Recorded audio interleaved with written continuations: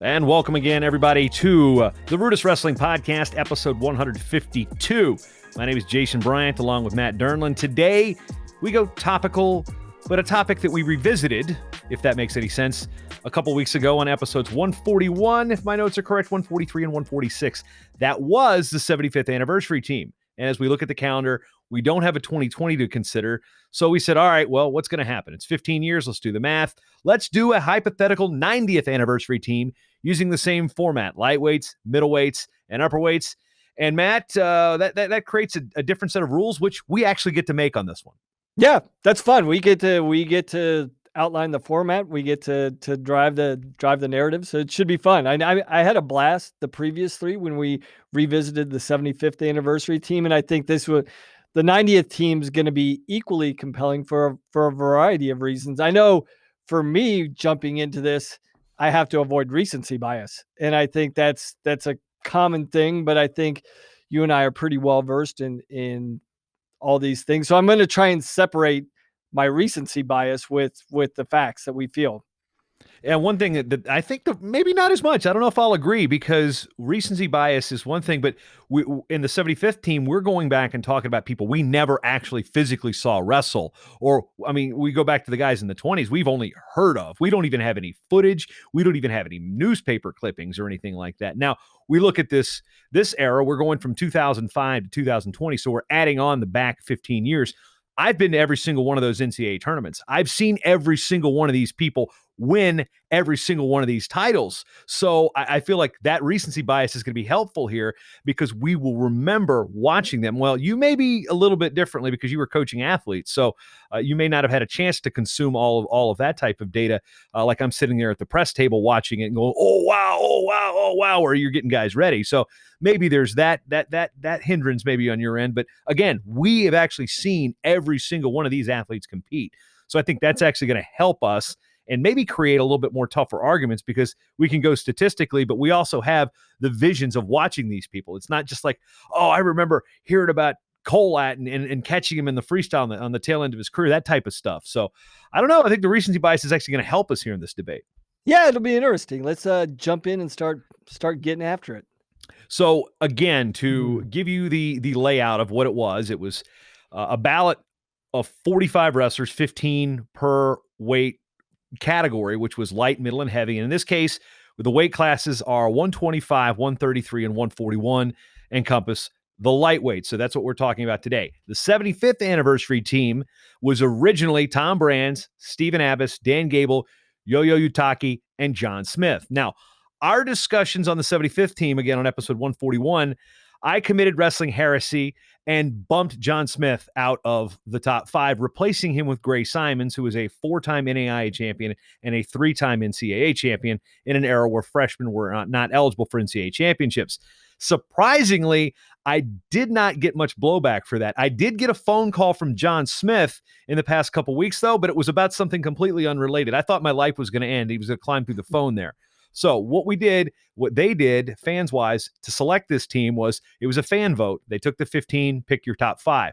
What we've done now is we've got 15 more years to deal with. And if you split it up, it's like, okay, you got 75, you got 5. Well, 15 more years, I think that's deserving of an extra spot.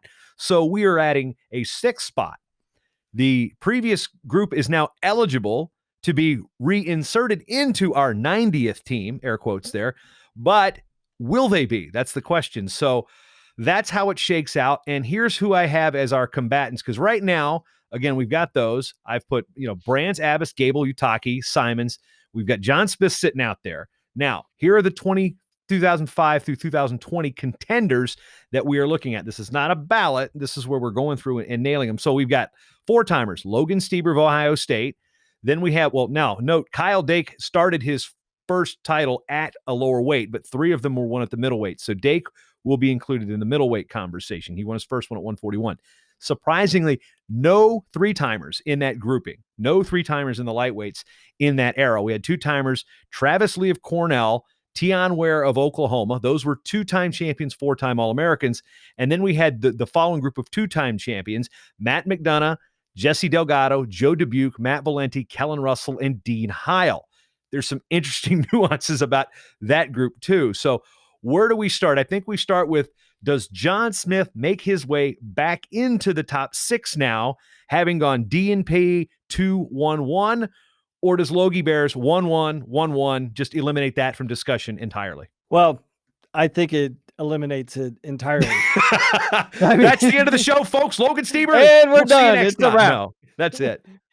I mean, you have to insert. I mean, he's a 4-timer. I mean, when you won every NCAA tournament you entered, you get on the list. That's pretty easy. I mean, not spoiler alert, every 4-timer, I anticipate Kyle Dake's going to make his way on the middleweight probably list. I mean, and we've only got, we had KO, we had Pat Smith on the last generation, so we've only got 2 more to add, so we're only bumping 2 people out, or we're adding 2 people in. So on that point, we don't really have that many people to bump. But because, and I'm not, let's not create any conflict here within the RUDIS family here. Logan's been doing some Q&As live here for the podcast, and been doing them with you. But whenever we're actually having a fun for anybody that hasn't tuned into that. What we're doing every Monday, we did it this Monday and the three Mondays following this. We're going through each one of his NCAA title season. So this Monday we broke down his title his freshman year in 2012.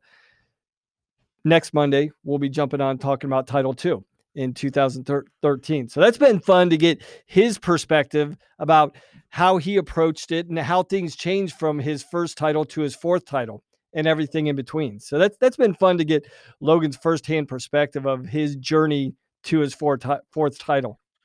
And of course, it depends on which fan base you talk to in determining how many titles they think Mr. Stieber has. Because if you ask Oklahoma State fans, he's a 3-timer. If you ask Iowa fans, he's a 3-timer, maybe a 2-timer. But he's got 4 gold medals. He stood atop of that podium 4 times. That's not something we can take away from him. Now, what's funny is we bring up what happened. Like Carlton Hasselrig allegedly led to a rule change. Yo-Yo Utaki allegedly led to a rule change. The other way around, apparently Logan Stieber allegedly led to a rule change with the takedown, or not takedown, with Jordan Oliver in his freshman year final. So interesting discussion. But again, that nuance, that's something you look at, and you can't retroactively take things away. 1-1, 1-1. And I think it's a clear cut, number one, that he's the 6th entry here in this team.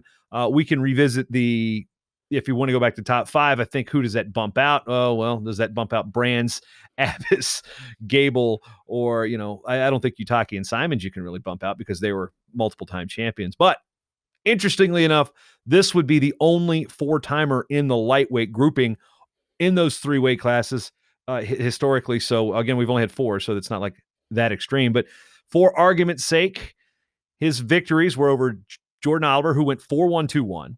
Tony Ramos, who was blood round 3-2-1, Devin Carter, who was blood round 5-2-3, and Mitchell Port, who was blood round 2-3-2. So a pretty impressive field. It wasn't like it's hard to win 4 titles, but the guys he beat had a combined, what's my math on that? So it's 16, 15, 14, 13 All-American medals. Is that right? Something like that. It's just it's bonkers on the talent that he beat to win those titles too. And what I would say, and I get, you're never going to change the fan bases in Oklahoma or Iowa about who they think really won those matches. But I would think most 4-timers, most multiple-time champs, certain things have to fall your way. I think, you look at every professional team, every world championship, and you see, how you establish momentum, and you have to get a break along the way. And he happened to get a couple breaks, and you can't begrudge him for that, because for me, and some people may get upset about this, but I think there's actually more difficulty to win 4 as a lightweight than an upperweight. And for him to navigate that as a lightweight, I mean, he's the only one. I mean, we can lump Kyle in there, but Kyle, I think Kyle has a separate category, separate conversation in and of himself of the 4-timers. But I think there's something to be said that Logan was the first lightweight 4-timer. Yeah, and we look at the, to your point about how tough it is, we look at some of the other names on the list. Well, Tion Ware won a title as a freshman. We also have Matt McDonough winning a title as a freshman, and they didn't go 4. They had either injuries or other people get in their way, or just, they got beat a couple times. I mean, but looking at the field here, which is interesting, is I think we can pretty much, I hate to say we can just quickly move on from Logan, but the other ones deserve some argument, because where do you put them on that list? If we come back 10 years from now, we're going 100. Well, where does Travis Lee, where does Tion Ware, where does Matt McDonough, where do they sit? Where does Dean Hiles sit on the list? I mean, do they jump a John Smith for like that next spot in or something like that? Whereas, like there's no 3-timers in this era.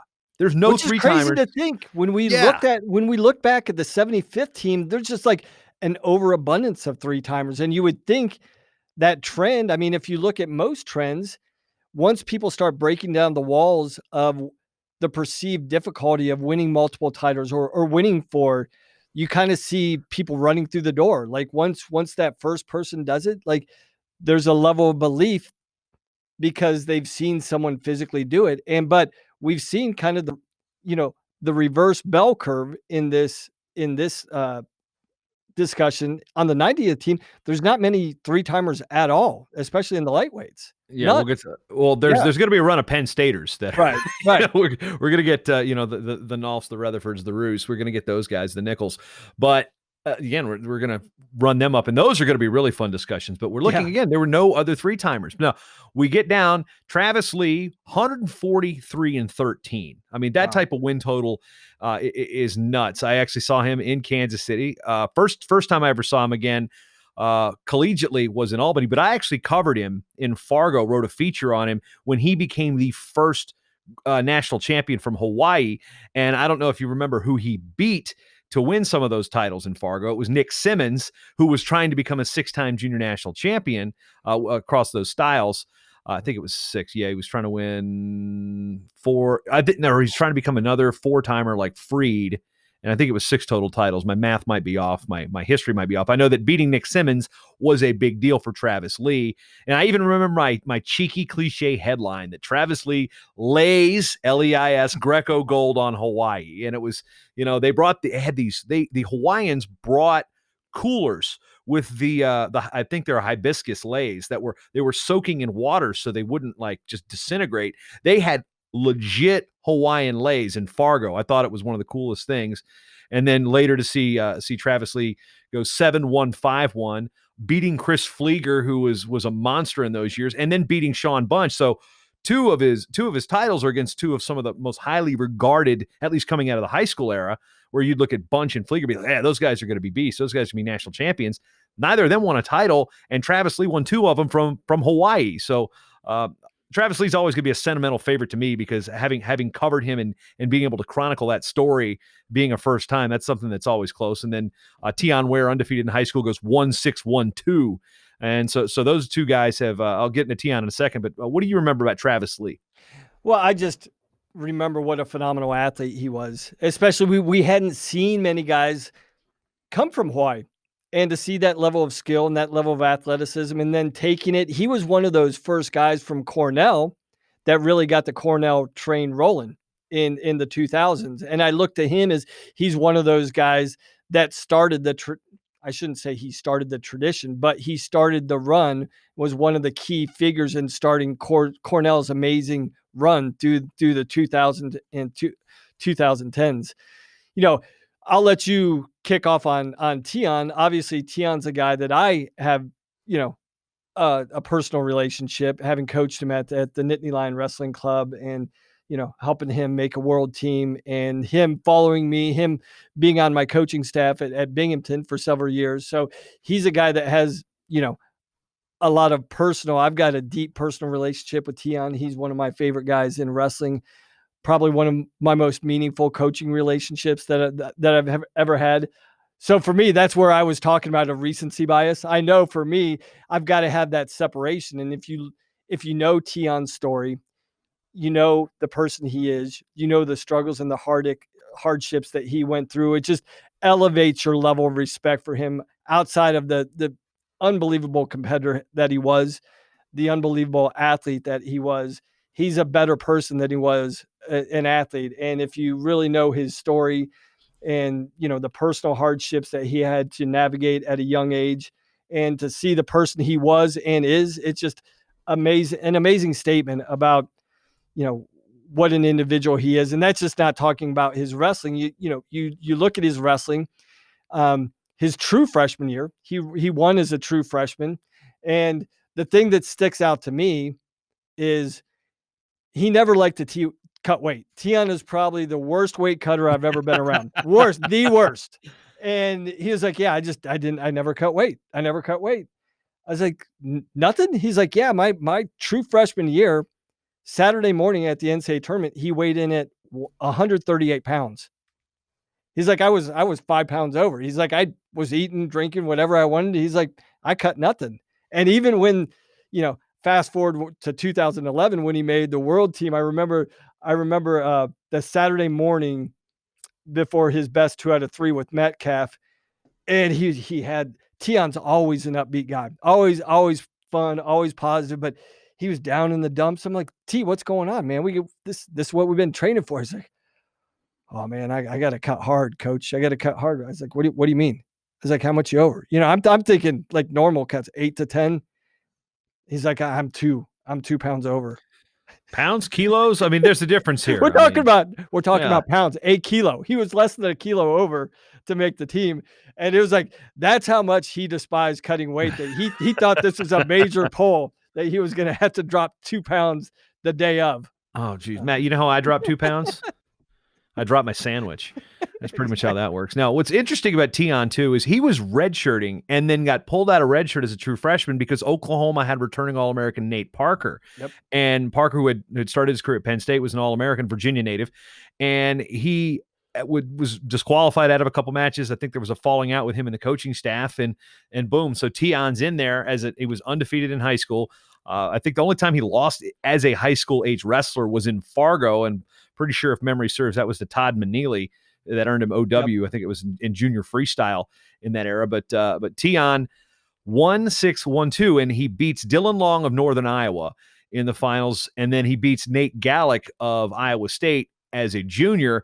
And it's funny because his junior year, it was weird because Gallick had this mastery over him for most of his career. I mean, Gallick owned that series, but Tion would steal one here and there. And in the Big 12, they met multiple times during the year because they were also at the same type of events. But what's interesting too about Dylan Long, sitting there in Kansas City, and so Andrew Long was actually sitting behind us on the railing, and Andrew was a very tiny kid, even as an 88-pound freshman, for example. We thought there was this little brother sitting there, yelling, "Motion, Dill, motion." Well, he was just he was like 13 or something. So it wasn't like, he just looked a lot younger than he was. And we're all like, oh, look at this little kid rooting his brother on. No, that was Andrew Long. And he knew exactly what he was talking about the whole time. So he was spitting it. And then, but Dylan Long's career is also interesting. We talked about,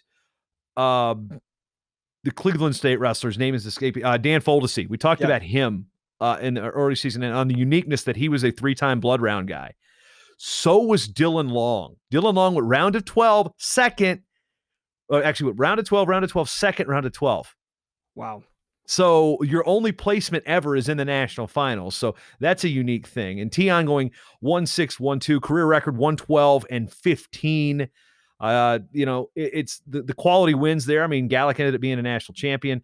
It's just such it's one of those things that Tion Ware really is also an underappreciated guy for being a 4-timer and at a power program with a lot of history like Oklahoma. I mean, it's just one of those things where, like, you don't hear Tion's name mentioned a whole lot, even with the recency bias that we're talking about, as one of the best to do it. And you're a 4-time All-American. That's a big group, but it's not a very big group, and fewer of those have won 2 titles. Yeah, and it's interesting. Tion's sophomore year, we talk about all the things that have to go right.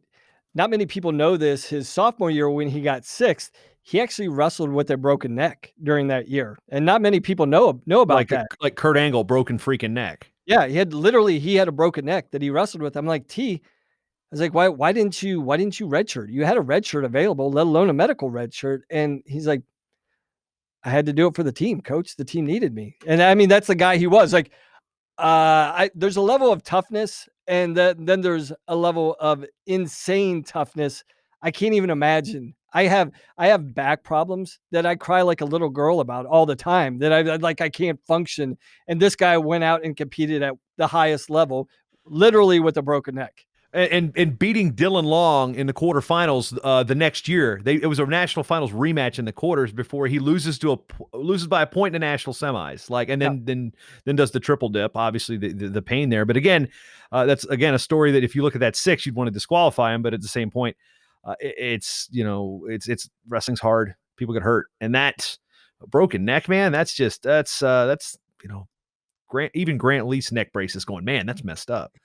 But so moving on from here, of course, we can put those two in a really, really good category. But I just think that it's kind of hard. Do they put him over John, because John does have that DNP? But that's for them to settle. Now here comes the group of 2-timers, and there's something unique about this group that's interesting. So Matt McDonough, 1-2-1 DNP. Jesse Delgado, 7-1-1 DNP. Dean Heil, 3-1-1 DNP. Everybody else is DNQ, DNP, or blood round their freshman year and caps off their career. So Dubuque finishes his career with 2 straight. Valenti finishes his career with 2 straight. Kellan Russell finishes his career with 2 straight. There have only been 12 3-time All-Americans who did not place their senior year. 3 of them are 2-time national champions in this era alone. That to me is just a weird stat. Yeah, it doesn't make sense, right? Because you would think most guys just on experience alone would be able to make it back to the podium, because once you learn how to navigate that tournament and understand the ebbs and flows and how you got to be prepared, even if you're not at your best or you're hurt or injured, by your senior year, there's a level of maturity and just knowing how to get it done, finding a way to get it done, that you would think, all right, surely they will at least find a way to get on the podium, even if it's 7th or 8th. But yeah, you rarely see. But I can see the tendency of guys that have won it multiple times by that time, there's only one thing that can satisfy you, and that's winning another title, especially when you've won 2 straight. And I know as much as we're taught to be resilient, once they get beat, they're like, what's the point?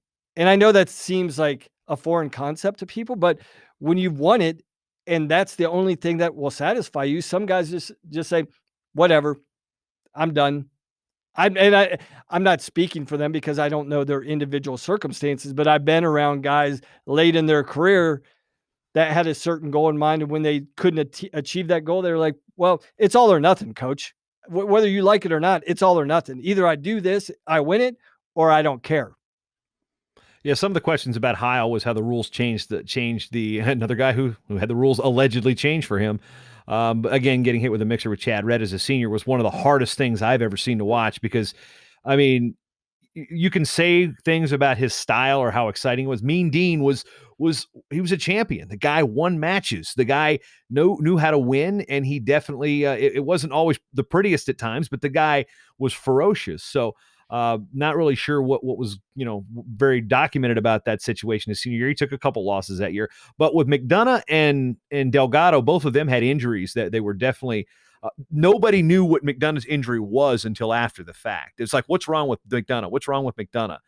Delgado's injury was a little bit more, that was visible. You knew he went into the tournament hurt because he had missed some time during the year. But McDonough's sitting there like, okay, 1-2-1.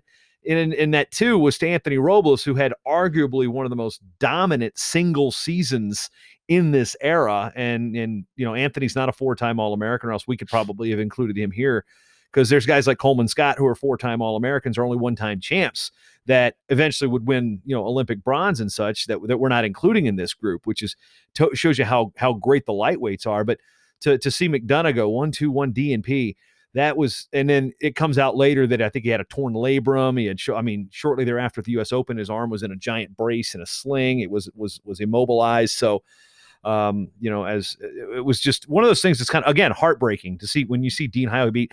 And the same point with McDonough losing to Trent Sprankle of North Dakota State in the blood round. That had the emotions everywhere, because I don't know anybody who didn't like watching Matt McDonough, except for maybe, if you just hate Iowa. I mean, because He was good to watch. He scored points.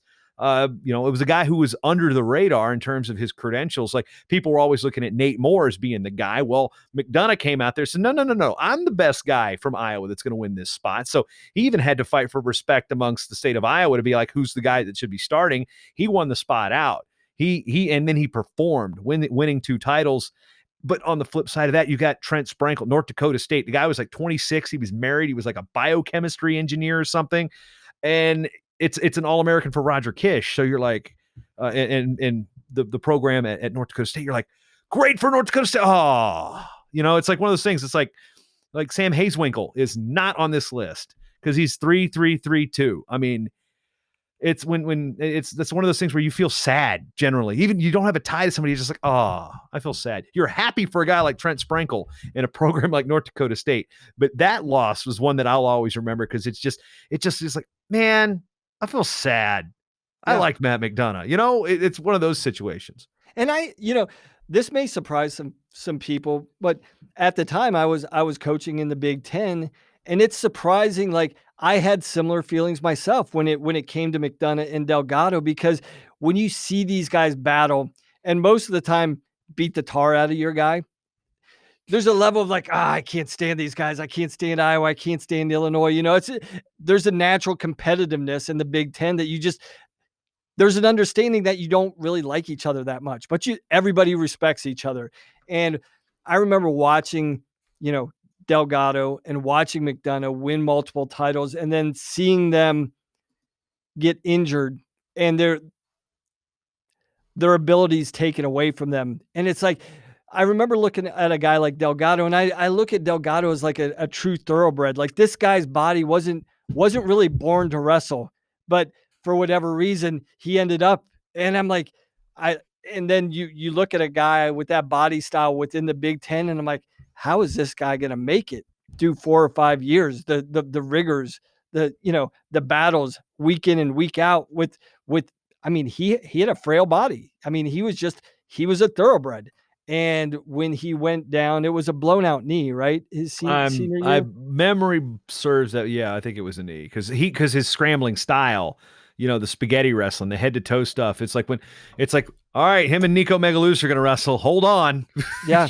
You're going to see a whole lot of moves and a whole few little points. I mean, it's like they would wrestle for an hour and not give up a takedown. Yeah. And a thoroughbred like that, you take away one of the legs on the table, especially with the way he wrestled. He wrestled with his hands and his legs equally as much.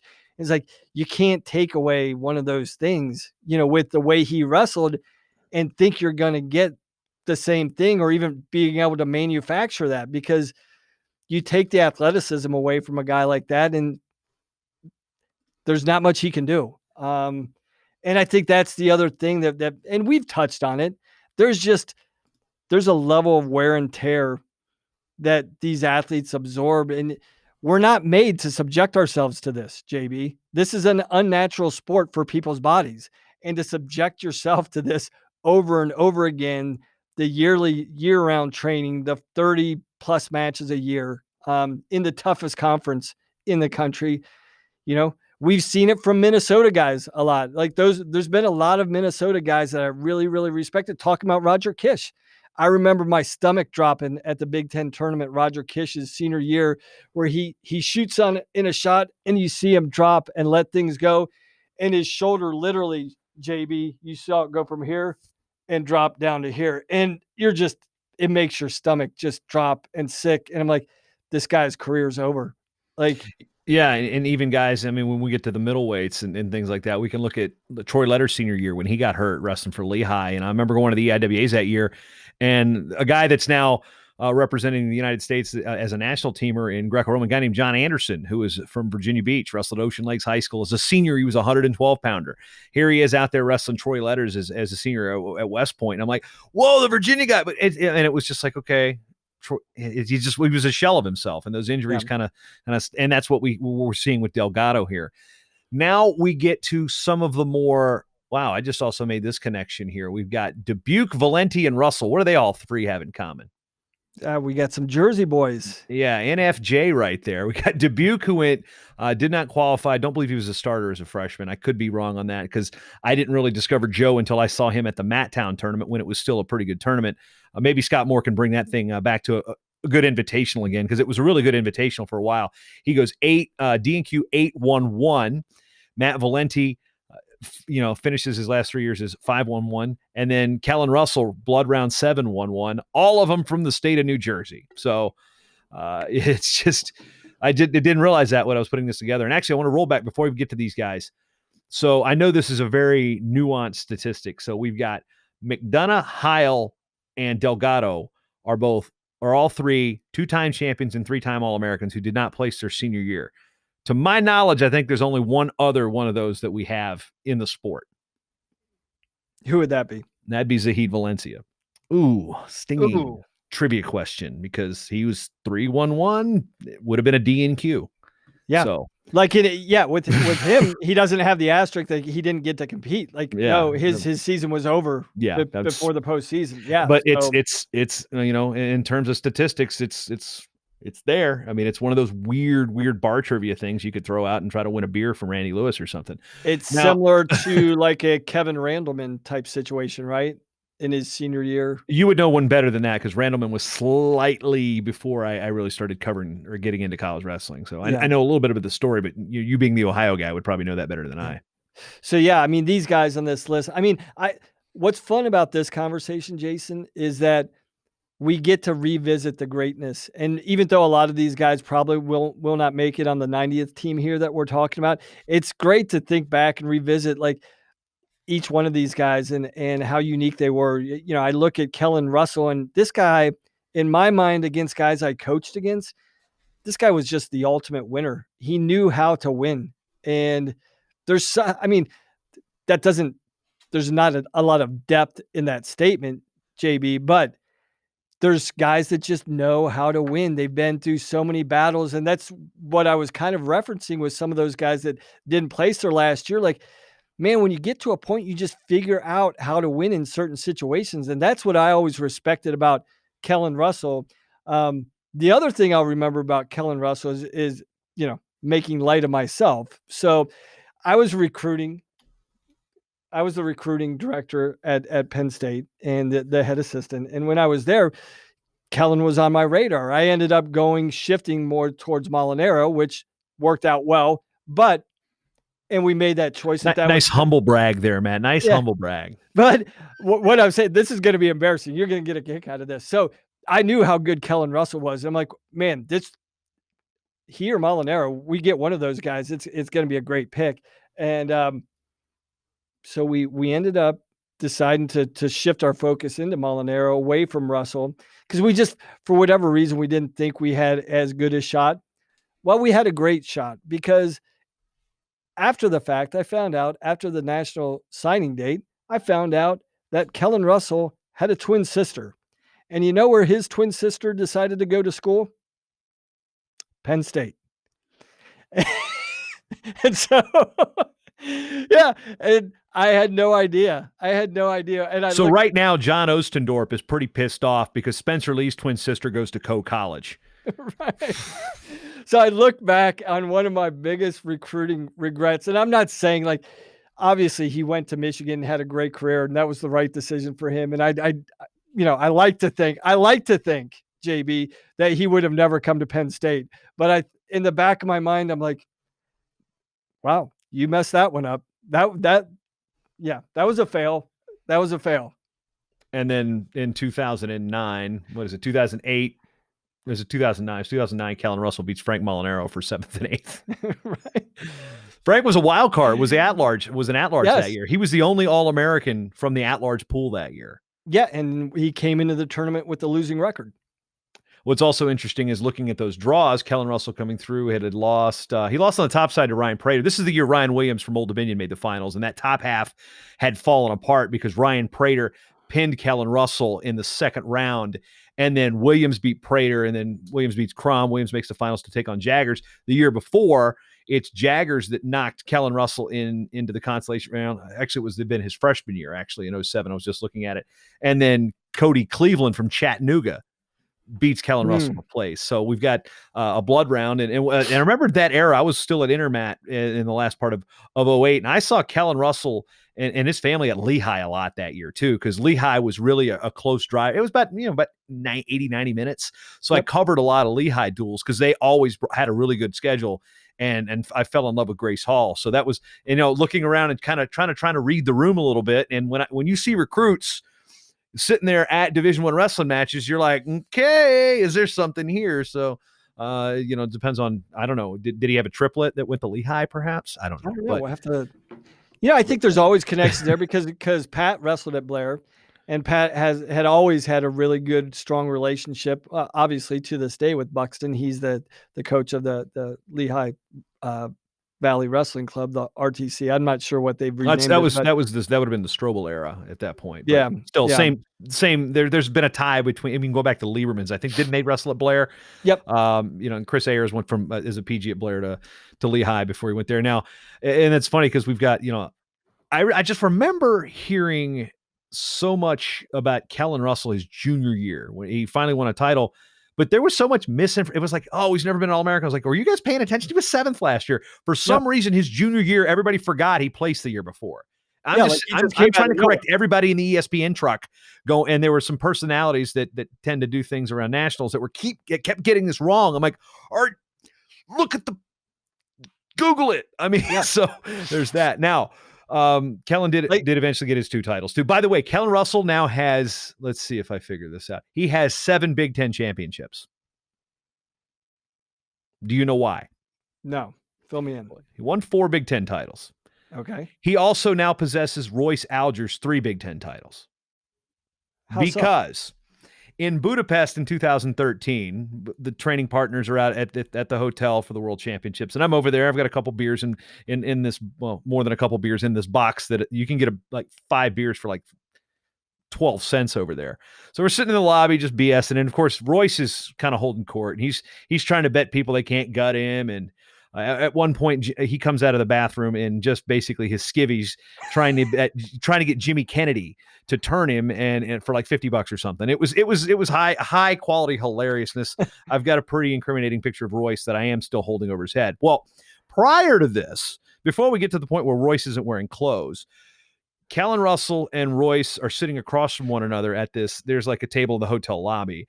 And Royce, Royce is making conversation. Dan Dennis is like, oh, Royce, I'm going to walk away. For some reason, Dan didn't always want to hear Royce tell stories. So Kellan's kind of sitting there, and I'm sitting there with them, and I'm just kind of, BSing. And then, hey, Kellan, how many Big Ten titles you win? And Kellan was just like, 4. Just like, not even like, just whatever. Royce said, I got 3. He goes, I'll rock, paper, scissors you for your Big Ten titles against my Big Ten titles. Like, he's dead serious. He goes, and Kellan's like, okay. Kellan beat him 2 out of 3. And so now Kellan's a 7-time Big Ten champ. Royce Alger is a 0-time Big Ten champ. I love it. So that's my favorite. It's not I don't really have a whole lot of a personal interaction with Kellan Russell, but that's like my favorite Kellan Russell story. And it's one of those things, when I see him, I bring it up. Just like when I see Jay Jaggers, I bring up his affinity for the show Friends. I bring up the fact that Matt Hill, the head coach at Edinburgh, was at my house on his recruiting trip. I mean, these are repeated stories. So, yes, Kellan Russell, you're going to hear that story again before we're all old and gray. I'll take it. I would take that story about me, 7-time champ. 7-time Big Ten champ. And took him from Royce Alger, too. Just moments before Royce Alger disrobed and actually won $50. It's impressive who he took him from an all-time great. He took one of the all-time greats titles. It's great. Yeah, it was interesting. Royce did try to claim them back in a singing contest, but I don't believe that was actually ever confirmed. But now, keeping it Jersey, Joe Dubuque and Matt Valenti. Now, looking at who they beat coming through. So Valenti's 2 titles, he beat Coleman Scott and Chris Flieger. Impressive. Wow. Dubuque's 2 titles, he beat Troy Nickerson and Kyle Ott. And it was, again, Kyle Ott, we talk about one of these guys that kind of got forgotten over the years. I mean, he also battled injury problems and had some knee issues and, made the finals a couple times. And just like, man, Kyle Ott was like a legend in Ohio coming through. No, I mean, Kyle was unbelievable. I mean, he started in Dayton, grew up in Dayton, finished his career at St. Paris Graham.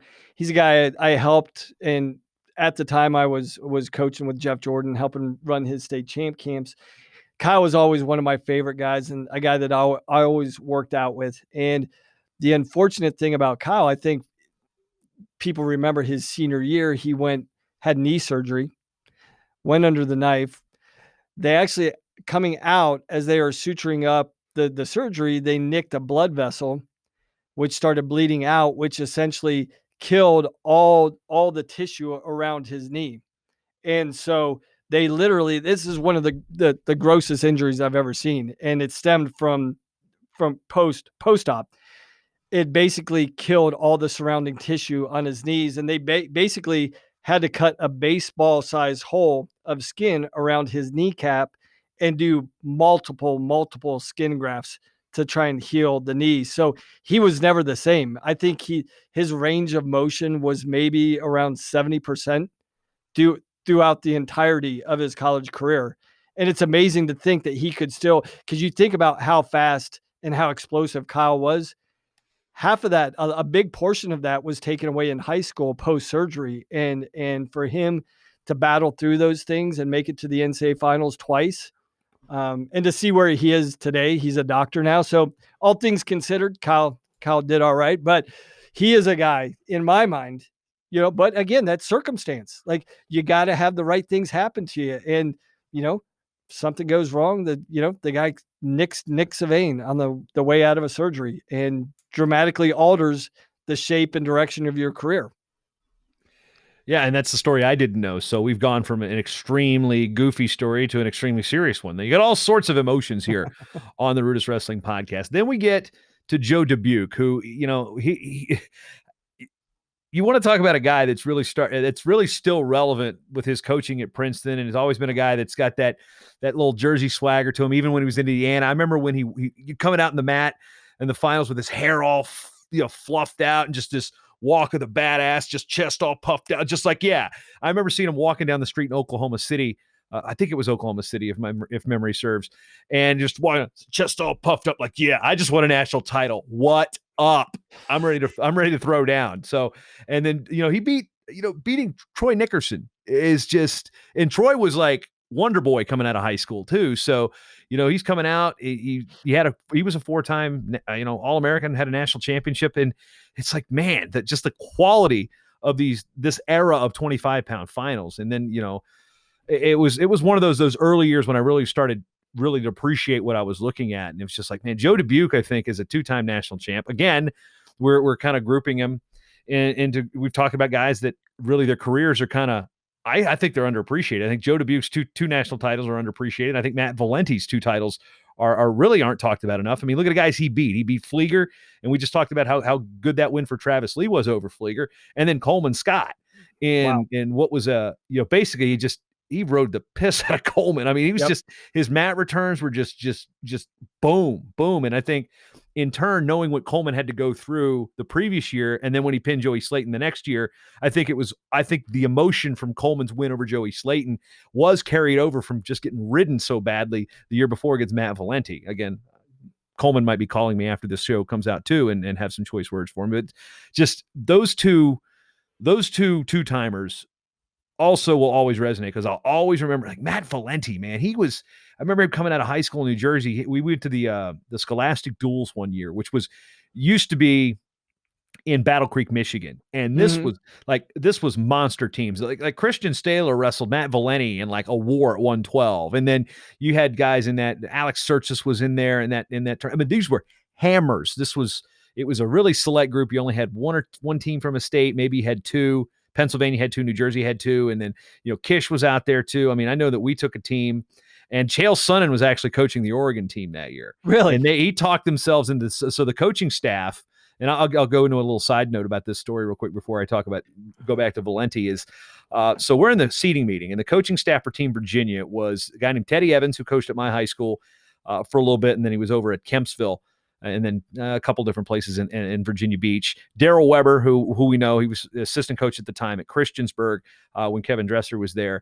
And the late Jamie Kelly, who was one of my buddies from Old Dominion, was a coach at Cox High School and wrestled at ODU my freshman year and was an assistant my senior year. And there was a 7-year gap in between, so you can do the math there. And I was the media guy.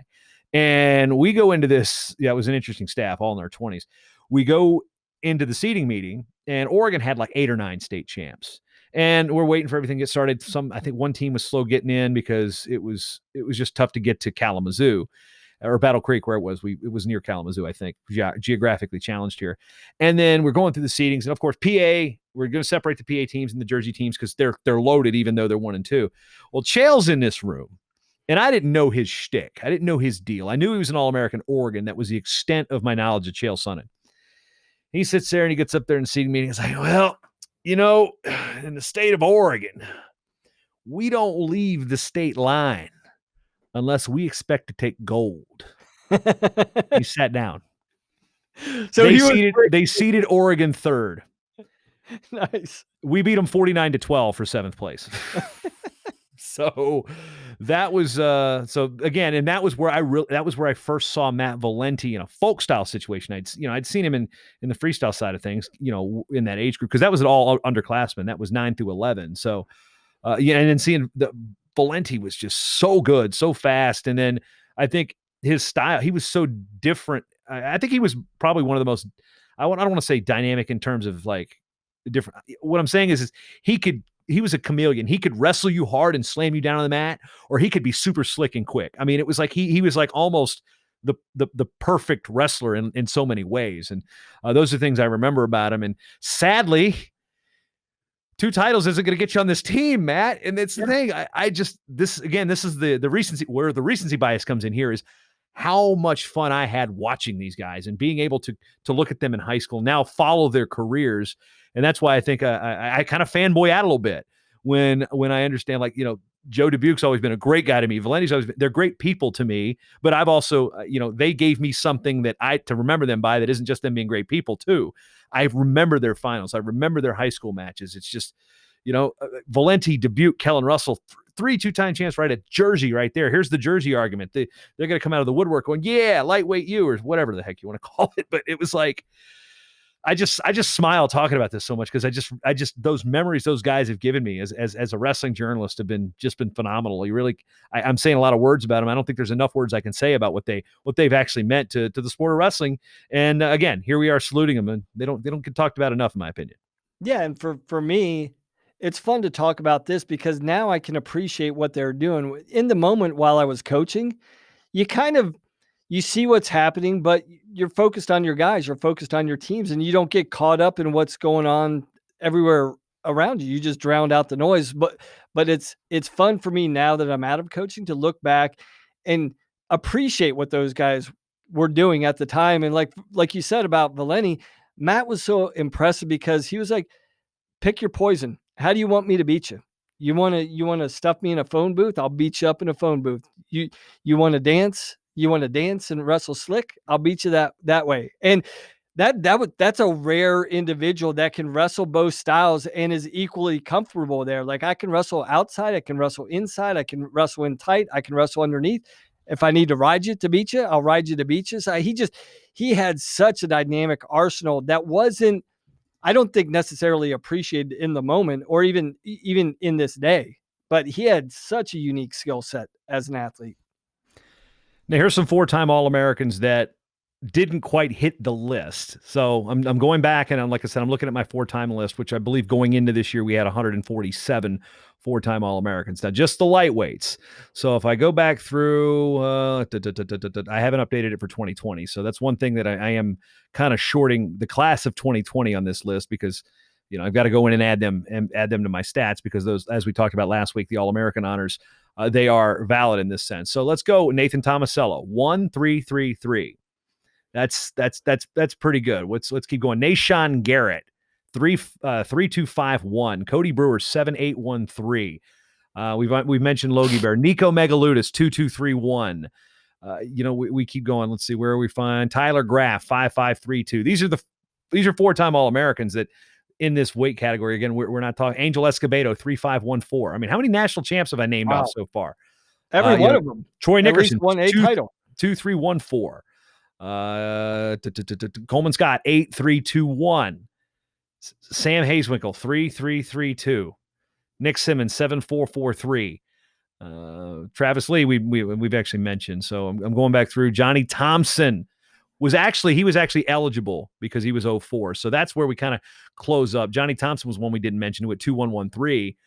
We probably could have talked about him on the 75th team, even though that's 2 titles. He probably would have been DQ, but he didn't make the ballot. So think about those names that didn't make it from that it's like, I don't want to say didn't make it in a pejorative manner, but those are studs, man. 4-timers. You're a 4-timer. In my mind, you're an all-time great. I don't care what list you make it on. In my time, if you make it on the podium 4 times, you're an all-time great.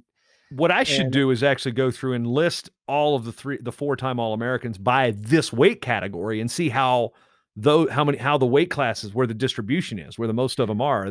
That's something. Maybe let me write that down and put that on my to-do list. I mean, the one thing, and at this point, years kind of blend into each other. So I kind of have an idea of who competed against who in what time frame, but there's such a small margin of error between all of these guys. It's like each one of these guys that won a title, Nickerson, all those guys that won a title but won it 4 times. There was just someone just had that weekend. And sometimes that's the difference. Like everything falls into place, and it's hard to do it.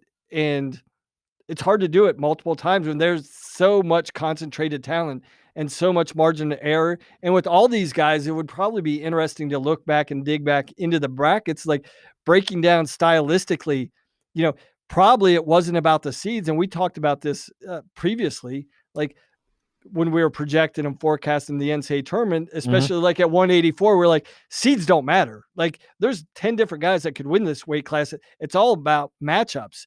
And I would say with a lot of these guys that won a title, but not multiple titles, it'd be interesting to look back and talk to them like stylistically, like this was the guy that I didn't want to see because I didn't match up with him. Like we talked about with Tion and Gallic. And we look at a guy like Askren and Pendleton, where the majority of his losses were to one guy. So everybody has a stylistic matchup. They're like, they'll never admit it, maybe after the fact, but in the moment, they're never going to admit, I don't want to see this guy. But I bet if we go back and we talk to all those guys. I think they will now. I think they would now. It's like, dude, I don't want to wrestle that guy. No. And, but in the moment you would never get that level of honesty, but it'd be interesting to look back now and talk to those guys, talk to Coleman or talk to Valenti or Dubuque, like who didn't you want to see? Yeah, that'd be good. I know that this isn't quite in that vein, but it's one of those things where even as a fan or somebody that's in the media and, I think I pretty much, I wore that blue and silver badge quite a while from the time I was in college. But when I'm working, I had to put it away a little bit. But I still, in the back of my mind, there's certain guys like Ryan Williams was on when he was wrestling in college for ODU. I was like, not freaking Drew Lashaway again. I am sick and tired of tiebreakers with Drew Lashaway. So it was and I told Drew about that one time, and he goes, yeah, I hated wrestling that guy. Ryan Williams goes, yeah, I hated wrestling that guy. I mean, they were good matches, but man, they were just brain melting because they were just so close. And it's just like, how many tiebreakers can we go through again? Okay, all right, because I don't know, you know how jacked up Drew Lashaway was. I mean, he was like wrestling a stump. So yeah, it's not quite on that same vein, but that's a memory I have of athletes that I know I don't want to see them wrestle because it's nerve-wracking for everybody around you because you know how tight a match it's going to be. Yeah. Seems like a natural progression to end this episode, Matt. I mean, we're making up teams. We're having fun. Of course, not a whole lot of wrestling to talk about. Next episode that you will see Matt and I together, we're going to go topical in terms of what's going on in the world of college athletics. I'm keeping track of the teams that we're losing, whether they be school closings, whether they be Division I, II, whether they're wrestling. As of right now, we're at 59 lost college teams. That's across all divisions. That's across all sports. And, there's some news floating around there about G5s and other conferences that are on board with the proposal. We'll give you the weekend. We'll come back. We'll research and tell you what its impact on wrestling will be. So, Matt, any final words before we close? No, a lot of fun. Yeah. Let's keep having fun. And it's nice to have some levity when we're talking about on Monday or Tuesday on a really serious topic about, what we're looking at in the future and possibly forecasting out, what that's looking like. So it's good to have that balance. I think there's so much seriousness going on right now. We've all have that level of reality in our lives, and it's fun to just escape and talk about, what we love to talk about. So I appreciate it. Yeah, and also I want to thank those making comments out on the social medias, the YouTube channels, the comments, the messages we're getting. Hey, great feedback. I'm not going to nail everything. We're not going to nail everything. We're at least going to provide a good conversation about it. Your feedback is appreciated, and we thank you for it. So again, for Matt Dernlan, I'm Jason Bryant. You've been watching and listening to the RUDIS Wrestling Podcast.